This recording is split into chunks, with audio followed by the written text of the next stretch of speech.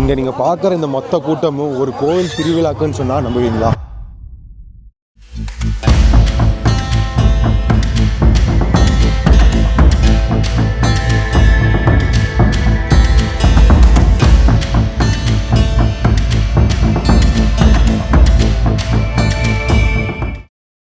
என்ன கோவில் ஃபங்க்ஷன்?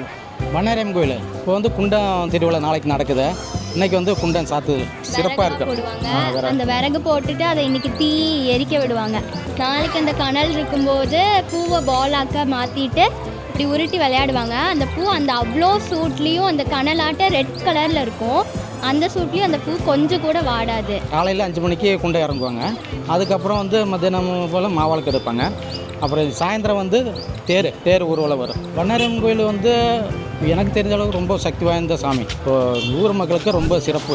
அன்னைக்கு வந்துட்டு யார் வீட்லேயும் சமைக்க மாட்டாங்க. ஃபுல்லாக இங்கே தான் அன்னதானம் சிறப்பாக இருக்கும். 3 மணி வரைக்கும் நடக்கும். நாளை காலையிலேருந்து 3 மணி வரைக்கும் அன்னதானம் சிறப்பாக இருக்கும். அன்னதானமே கிட்டத்தட்ட ரொம்ப வருஷமாக அந்த அன்னதான கமிட்டி பண்ணிகிட்டே இருக்காங்க. இந்த மாதிரி கோயம்புத்தூர் நடக்கிற ஆன்மீக கண்டென்ட்டை பற்றி தெரிஞ்சுக்க MOC பேஜை ஃபாலோ பண்ணிக்கோங்க.